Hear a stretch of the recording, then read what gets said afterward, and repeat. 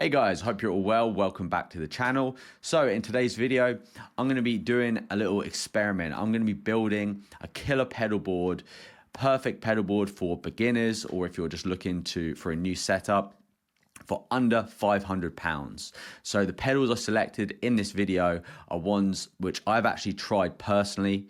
So I love the sound and build quality of these. I think they are great value for the money. So this is based on my personal experience. Maybe you'll disagree with my selection, and that's completely fine. Let me know in the comments below. Without further ado, let's get into the video.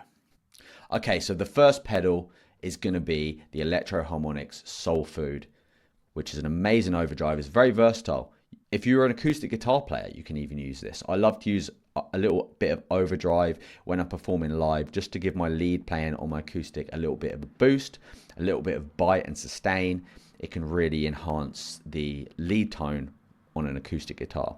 Obviously, if you're playing in a band, an overdrive is absolutely essential if you're playing electric guitar. And I think this overdrive pedal is perfect because it's very simple. You have your drive knob, which you can just turn up and down depending on how much drive you want. You have the volume, so you can give yourself a little bit of a volume boost for solos, for lead playing, so you can just help cut through the mix. And you also have the treble, so you can dial the treble up, dial it back a bit, depending on how much bite you want. I would highly recommend the Soul Food by Electro Harmonix if you're wanting a versatile overdrive pedal. I think an overdrive is a non-negotiable on every guitarist's pedal board. The board we're going to be putting together for you today is going to allow you to be gig ready if you're playing a band, just so you can practice at home, and also that can be expanded later as well if you want. So yeah, I definitely recommend the Electro Harmonix Soul Food overdrive pedal, and that comes in at £79 on Gear for Music. This is a music website which I buy a lot of my gear from, and you can grab one in the link of the description of this video. Okay, so the next pedal on our board is going to be a reverb pedal. Now, there are many reverbs out in the market. Some are crazy expensive, and then you also have the little micro pedals as well, which are okay, but I like the TC Electronics Hall of Fame 2 reverb pedal. I think this reverb pedal is so versatile, whether you want just like a natural room or hall reverb, just to give it a little bit of a, a little bit less dry, or you want it to sound really ambient. This pedal can do it all. I think if you're looking for value for money, but also something that sounds excellent and can be used in many different settings, across many different genres, you cannot go wrong with the Hall of Fame reverb pedal by TC Electronics. I think a reverb is non-negotiable. Yes, if you are bringing your own mixer, you could just use the reverb pedal on a mixer. For my acoustic gigs, I don't use a reverb pedal anymore. I just use the reverb dial because I have it on my mixer, so there's no need. So it gives me that kind of little bit of ambience. I don't like going over the top when I'm playing rhythm specifically, because it can wash out your sound a little bit. But definitely it's great to have a little bit of reverb to make it sound less dry, or if you're doing some really kind of ambient lead, you can dial it up and actually use the reverb as more of an effect. You cannot go wrong with the Hall of Fame by TC Electronics. Highly recommend it. So onto the third pedal, we have another absolute beauty by TC Electronics. This is the Flashback 2 delay. I used to own this. I ended up replacing it for an analog delay, but you know what? I actually kind of miss the Flashback 2 delay, so I'm thinking of getting it again. Delay and reverb pairs absolutely beautifully together, and also with the overdrive as well. If you're playing lead, absolutely gorgeous sound. You can get that really nice kind of ambient lead sound with a bit of delay on it. Especially blended with the overdrive and the reverb, sounds absolutely gorgeous. I think probably the nicest combination for lead playing is a bit of a delay, some reverb, and some nice overdrive as well for that saturation there. If you do want to get more of that country sound, you can go for more of like a slapback delay. Again, this has it all. This is what I love about these TC Electronic pedals. They're highly versatile. You don't need to buy an analog and a digital delay. You don't need to buy a slapback delay and a tape delay, and this one can do it all. It has the ability to recreate most delay sounds out there. and you can have a really long delay, you can have it really fast, you can create a lot of sounds. And this pedal actually doubles up as a looper as well. If you're trying to keep your budget under £500, you can actually skip buying a looper pedal. You know, I'm a massive advocate for looper pedals on this channel. They're amazing for jamming at home. You know, you can build up a loop, you can improvise over the top of the loop, so it's great for jamming if you don't have someone to jam with.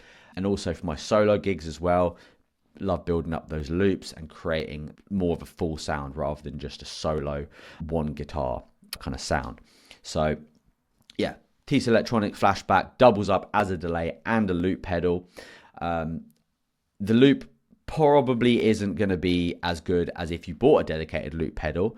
If you are looking to spend a little bit more and you're looking to get a dedicated loop pedal, but you still want to keep your budget kind of under the £500-600 mark, I'd recommend starting off with the Boss RC1.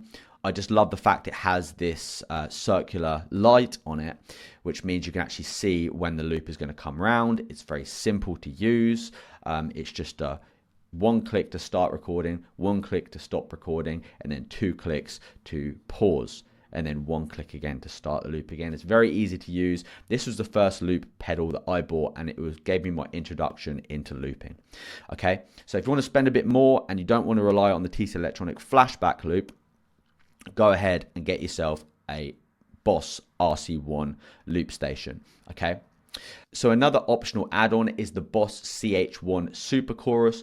Although not essential, I love how chorus sounds on clean guitar and on acoustic guitar as well. I think it sounds absolutely amazing, paired with a little bit of delay as well. What a combo for clean tone. Sounds gorgeous. Obviously, if you are trying to keep your budget underneath 500, it's probably going to be between the Boss loop station and the Super Chorus. I think this chorus is stunning. Boss pedals in general are, I would say, they're the most durable pedals you can get.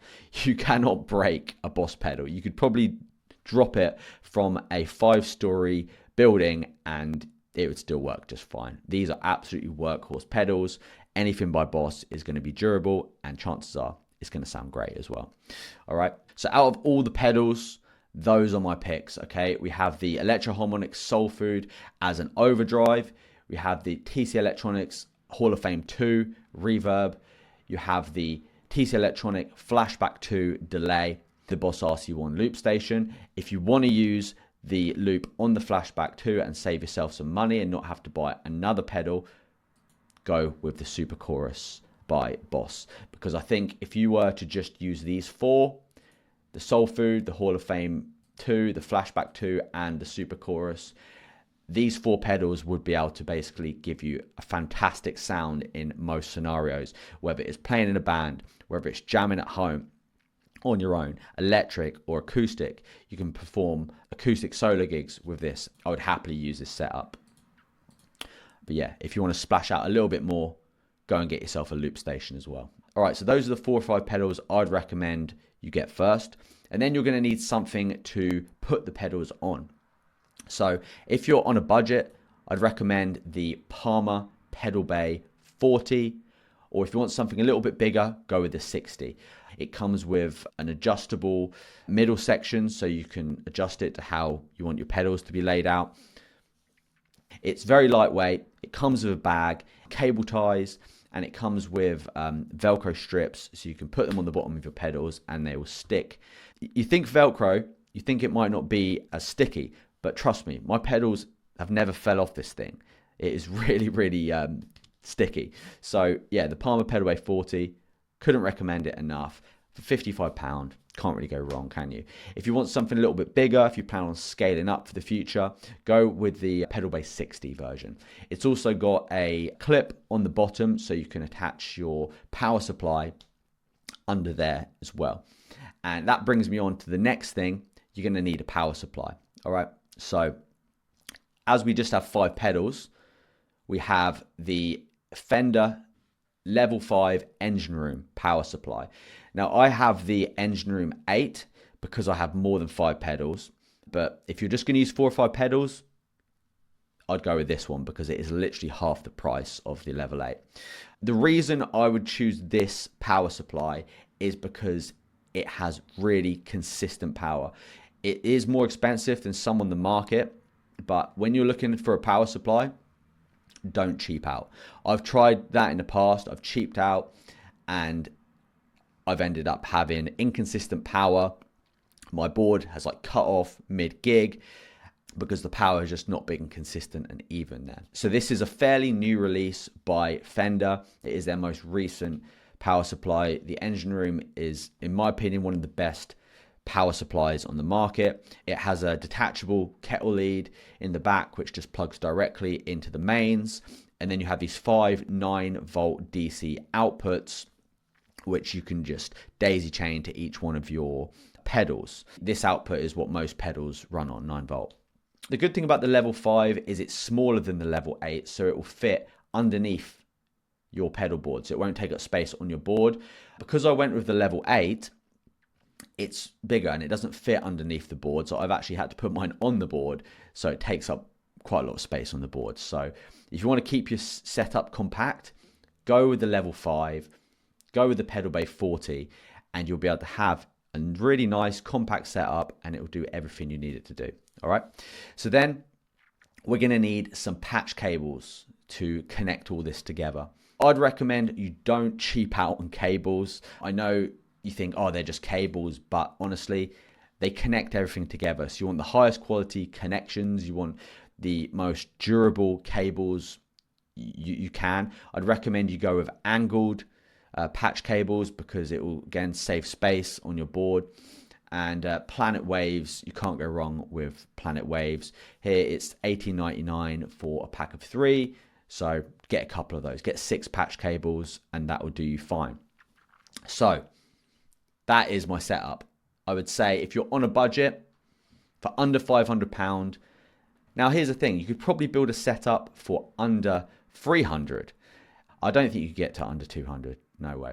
But for under 300, you could build a setup. But the thing is, you would be sacrificing durability, quality, sound. So I would say for under 500, this would be, this is like a professional setup. All right. And it's still fairly affordable. All right. So if you want to build your own pedal board, take a look at these. Go down to your local guitar store, try them out. If you want to buy any of these today, I've put the links for all these products in the description of this video. So hope you found this video insightful. This is a great versatile sounding pedal board for under £500. You've got your drive, you've got your delay, you've got your reverb, you've got a looper if you want.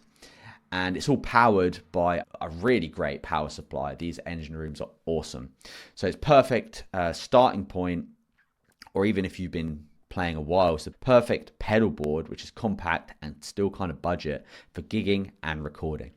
So if you found this video helpful, hit like, hit subscribe. Let me know in the comments what pedals you would add to your own build. And thanks for watching, and I'll see you on the next one.